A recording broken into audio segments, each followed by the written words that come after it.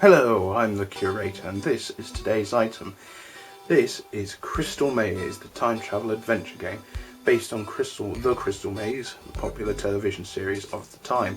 Now, if you don't know what the Crystal Maze is, it's a classic, if I might say, television game show in which you solve various puzzles of mind, puzzles of I was going to say strength and power, as you know, I mean physical challenges, that's the name. Puzzle skill and just mystery puzzles, which is just random stuff, and it's probably one of the closest things we've ever got to a real life video game, inverted commas. It's sort of based in a sort of time travelling aesthetic, I suppose you could say, travelling theme.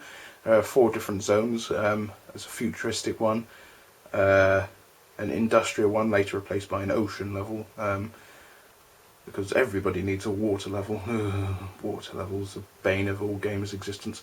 A medieval level, Aztec level, you know, sort of what you'd expect if you were travelling through time, basically. And this is the board game. Now, the show didn't have much in the way of merchandise. I mean, if I recall correctly, there were 1 or 2 books. This board game, I mean, the series has never been released on DVD or fully on video. There's been a couple of actual video games, one on computers, another one on mobile phones recently, and it recently celebrated its 25th anniversary, because it is classic and it was from 1990. Don't worry, I'm just filling with something whilst I talk there. 1990 is just another item there that I might do another time. 1990 to 1995, 6 series it had, and yeah, it was a brilliant show, and this is a brilliant, if a bit complex, board game to go with it. So let's have a look inside, shall we? It's definitely one of the larger items I've talked about on this channel. The board is big. I mean, there are bigger boards, but this is the biggest board I've got. Big boards. As you can see there's the medieval zone, the futuristic zone, Aztec zone, and industrial zone. Basically, you sort of start in the middle and you do it's sort of stuff in a sort of similar sort of way to the way you play Trivial Pursuit. You sort of go around the board and you sort of get the crystals that you're supposed to get, which is what you do in the television show. You complete those challenges I mentioned to get crystals, time crystals, which are used in the crystal dome at the end to see if you could win a prize. You sort of travel around the board in these different sections. You can see the sort of different challenges you have. You get a free crystal, you get one taken away, you get warped to a different zone. If you get in there, you get locked in until you get then you have to pay a crystal to get out, meaning you have to do it again. There's a lot of going round and round is involved, and it is sort of well balanced as a game goes, because it's partially on luck and partially on the sort of challenges within, which we should all have a look at the moment. But yeah, so there's the middle, and say you're Mr. Blue, you start from there, you sort of go around the edge and you keep going round until you've got a crystal from here, and you have to get a crystal from each zone. Then you get to the middle and then you try and win. There's the rules. It's a big rule sheet, but it's not very thick, so that's good. There's all sorts of different challenges, like this one.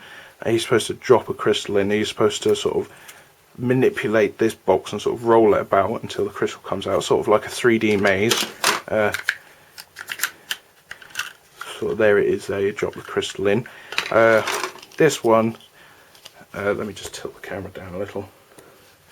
This one, you sort of pick up things and put them in different places.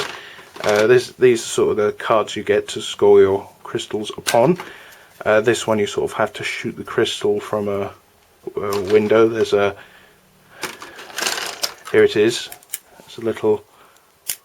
You know, that's something that parents definitely want their kids using. Sort of thing that I can't do. Sort of one of those ball things. A couple of which were actually in the show. I don't think anyone ever managed to do. They're impossible. Clever, but impossible. This one is sort of like some sort of weird strategy board game. It's very tricky to talk about. That's another part of the picky up grabby ones. Sort of another one of those wall things. You have to sort of get them through this maze and sort of stick them in the middle. All under a time limit, of course. There is the timer.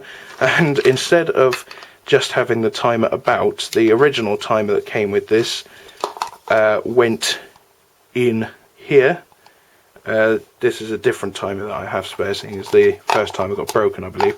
But you'd have the timer in here. This was the crystal dome, and you turn it upside down on its sort of special plinth, wherever it is. Let me find it. Here it is.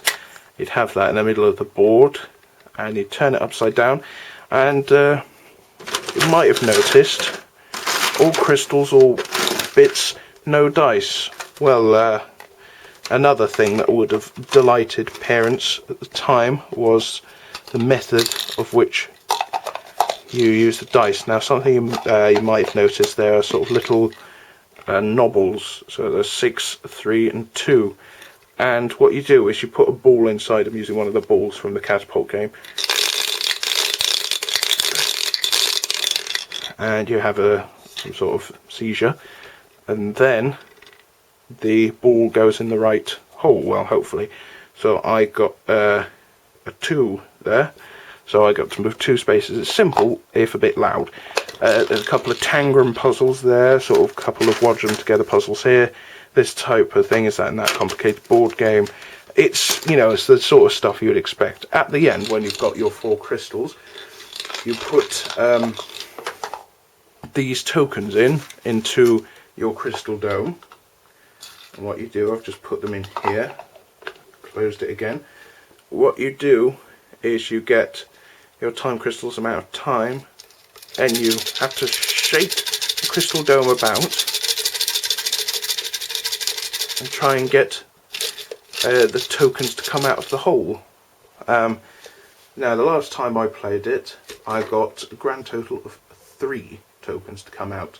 And the gold tokens are the ones that you're supposed to win. The silver tokens are the one that you aren't supposed to win. If I recall correctly, I got 1 gold and 2 silver, meaning I got a grand total of -2 points. I didn't win. Is it worth getting? Yes, it bloody is. It's a fantastic board game. It is very, very fun. And there, you know, more board games need to do stuff like this, like little challenges you have to do. I mean, there are some, but I can't remember them off the top of my head.